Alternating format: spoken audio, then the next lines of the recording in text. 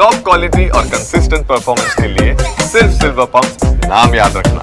ನಾಡಿನೆಲ್ಲೆಡೆ ಶಿವರಾತ್ರಿ ಹಬ್ಬದ ಸಡಗರ ಸಂಭ್ರಮ ಜೋರಾಗಿದೆ. ಅರಮನೆಯ ತಿನೇಶ್ವರ ದೇಗುಲದಲ್ಲಿ ವಿಶೇಷವಾಗಿ ಶಿವರಾತ್ರಿ ಆಚರಣೆಯನ್ನ ಮಾಡಲಾಗ್ತಾ ಇದೆ. ನಾವೀಗ ತಿನೇಶ್ವರ ದೇಗುಲದಲ್ಲಿದ್ದೇವೆ. ನೀವು ನೋಡ್ತಾ ಇರಬಹುದು, ತಿನೇಶ್ವರ ದೇಗುಲದಲ್ಲಿ ಶಿವನಿಗೆ ವಿಶೇಷವಾದಂತಹ ಮುಖವಾಡವನ್ನ ಹಾಕಲಾಗಿದೆ. 1952ರಲ್ಲಿ ಜಯಚಾಮರಾಜೇಂದ್ರ ಒಡೆಯರ್ ಅವರು ಕಾಣಿಕೆ ರೂಪವಾಗಿ ಶ್ರೀಕಂಠದತ್ತ ನರಸಿಂಹರಾಜ ಒಡೆಯರ್ ಅವರ ಜನರ ನೆನಪಿನಾರ್ಥವಾಗಿ ಈ ಒಂದು ಮುಖವಾಡವನ್ನ ನೀಡಿದ್ರು. ಅಂದಿನಿಂದ ಪ್ರತಿ ವರ್ಷವೂ ಸಹ ಈ ಒಂದು ಚಿನ್ನದ ಮುಖವಾಡವನ್ನ ಶಿವರಾತ್ರಿಯ ದಿನ ಧಾರಣೆಯನ್ನ ಮಾಡಲಾಗ್ತದೆ. ಜಿಲ್ಲಾ ಖಜಾನೆಯಲ್ಲಿರುವಂತಹ ಈ ಒಂದು ಚಿನ್ನದ ಮುಖವಾಡವನ್ನ ಬಿಗಿ ಭದ್ರತೆಯಲ್ಲಿ ದೇವಸ್ಥಾನದ ಅರ್ಚಕರಿಗೆ ಹಸ್ತಾಂತರವನ್ನು ಮಾಡಲಾಗ್ತದೆ. ಇವತ್ತು ಬೆಳಗ್ಗೆ ಶಿವಲಿಂಗಕ್ಕೆ ವಿಶೇಷವಾದಂತಹ ಅಭಿಷೇಕ ಪೂಜಾ ಕೈಂಕರ್ಯಗಳನ್ನು ನೆರವೇರಿಸಿ ಈ ಚಿನ್ನದ ಮುಖವಾಡವನ್ನ ಧಾರಣೆ ಮಾಡಲಾಗಿದೆ. ಸುಮಾರು 11 kg ತೂಕವಿರುವಂತಹ ಈ ಒಂದು ಚಿನ್ನದ ಮುಖವಾಡ ಸಾಕಷ್ಟು ಆಕರ್ಷಕವಾಗಿದೆ. ಒಂದು ಅಸನ್ಮುಖಿಯಾದಂತಹ ದೃಶ್ಯವನ್ನ ಈ ಒಂದು ಚಿನ್ನದ ಮುಖವಾಡದಲ್ಲಿ ನಾವು ಕಾಣಬಹುದಾಗಿದೆ. 2 ನೇತ್ರಗಳು, ಮೂಗು, ಬಾಯಿ, ಅದೇ ರೀತಿಯಾಗಿ ಕಿವಿಯಲ್ಲಿ ಕರ್ಣ ಕುಂಡಲಗಳನ್ನ ಆಕರ್ಷಕವಾಗಿ ರೂಪಿಸಲಾಗಿದೆ. ಇದರ ಜೊತೆಗೆ ಆತನ ಜಟೆಯಲ್ಲಿ ಗಂಗೆ ಏನು ಇರ್ತಾಳೆ, ಆ ಗಂಗೆಯ ಒಂದು ಮೂರ್ತಿಯನ್ನು ಸಹ ನಾವು ಇಲ್ಲಿ ನೋಡಬಹುದು. ಸೊ ವಿಶೇಷವಾದಂತಹ ಅಲಂಕಾರ ಸಹ ಈ ಒಂದು ಶಿವನ ಮೂರ್ತಿಗೆ ಆಗಿರ್ತದೆ.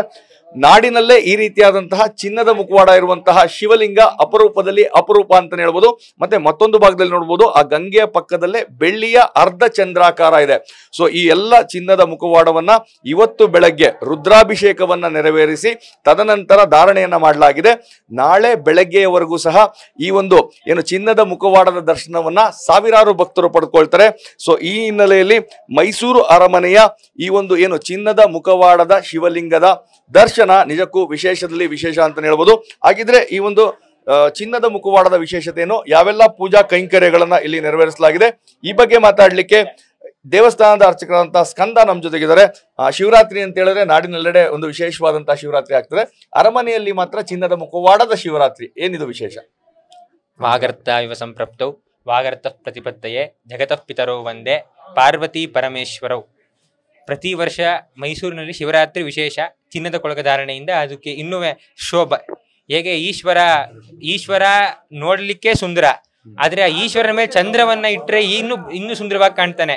ಶಿವರಾತ್ರಿಯೇ ವಿಶೇಷ, ಅದರಲ್ಲಿ ಚಿನ್ನದ ಕೊಳಗದ ಶಿವರಾತ್ರಿ ಇನ್ನೂ ವಿಶೇಷ ಅಂದಾಗ ಆಗತ್ತೆ.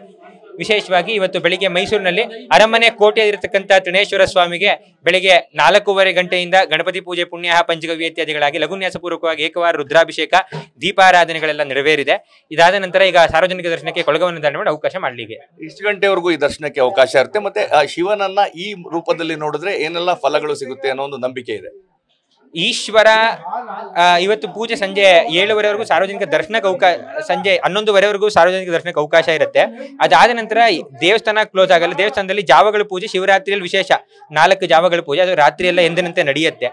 ವಿಶೇಷವಾಗಿ ಜನತೆಗೆ ದೇವರನ್ನ ಕಂಡುಕೊಳ್ಳಕ್ಕೆ ಕಷ್ಟ, ನಾವು ಲಿಂಗ ರೂಪದಲ್ಲಿರತಕ್ಕಂಥ ಪರಮಾತ್ಮನನ್ನ ಅರ್ಥ ಮಾಡ್ಕೊಳ್ಳೋದು ಕಷ್ಟ ಆಗ್ತಾ ಹೋಗುತ್ತೆ. ಆದ್ರಿಂದ ನಾವು ಕೊಳಗದ ಮುಖಾಂತರವಾಗಿ ಆತನ ಮುಖ, ಕಣ್ಣು ಇತ್ಯಾದಿಗಳ ರೂಪವನ್ನ ಕಂಡು ನಾವು ಆ ನಿರ್ಗುಣನಾಗಿರ್ತಕ್ಕಂಥ ಪರಮಾತ್ಮನನ್ನು ಸಗುಣ ರೂಪದಲ್ಲಿ ನೋಡತಕ್ಕಂಥ ಇದರ ವಿಶೇಷವಾಗಿದೆ. ಅಸನ್ಮುಖಿಯಾದಂಥದ್ದು ಅಂದ್ರೆ ನಗುವಿನ ಮುಖದಲ್ಲಿ ಇರುವಂತಹ ಶಿವಲಿಂಗದ ಮುಖವಾಡ. ಹಸನ್ಮುಖಿ ಆಗಿರೋ ಶಿವ ಸದಾ ಹಸನ್ಮುಖಿ, ಶಾಂತಂ ಪದ್ಮಾಸನಸ್ಥಂ ಅಂತ ಧ್ಯಾನ ಹೇಳುತ್ತೆ. ಈಶ್ವರ ನೋಡ್ಲಿಕ್ಕೆ ಶಾಂತನಾಗಿರ್ತಾನೆ. ಆದ್ರಿಂದ ಆ ಶಾಂತನಾಗಿರ್ತಕ್ಕಂತಹ ಈಶ್ವರನಿಗೆ ದೇವರ ಆರಾಧನೆಯನ್ನು ಮಾಡಿ ವಿಶೇಷವಾಗಿ ಆ ಶಾಂತವಾಗಿರ್ತಕ್ಕಂತಹ ಶಿವನ ದರ್ಶನ ಮಾಡೋದು ವಿಶೇಷವಾಗಿ. ಇದು ದೇವಸ್ಥಾನದ ಅರ್ಚಕರಂತಹ ಸ್ಕಂದ ಅವರ ಒಂದು ಮಾತುಗಳು. ಅಂದ್ರೆ ಶಿವರಾತ್ರಿ ಎಲ್ಲ ಕಡೆ ಆಚರಣೆ ಆದ್ರೂ ಸಹ ಅರಮನೆಯ ತ್ರಿನೇಶ್ವರ ದೇಗುಲದಲ್ಲಿ ಆಗುವಂತಹ ಈ ಒಂದು ಏನು ಶಿವರಾತ್ರಿ ಇದೆ ವಿಶೇಷದಲ್ಲಿ ವಿಶೇಷ. ಈ ಕಾರಣಕ್ಕಾಗಿ ಸಾವಿರಾರು ಭಕ್ತರು ಇವತ್ತು ಈ ಒಂದು ವಿಶೇಷವಾದಂತಹ ಶಿವಲಿಂಗದ ದರ್ಶನವನ್ನು ಪಡೆಯಲಿಕ್ಕೆ ಆಗಮಿಸ್ತಾ ಇದ್ದಾರೆ. ಅರಮನೆಯಿಂದ ಕ್ಯಾಮರಾ ಪರ್ಸನ್ ಪ್ರಮೋದ್ ಜೊತೆ ರಾಮ್, TV9 ಮೈಸೂರು.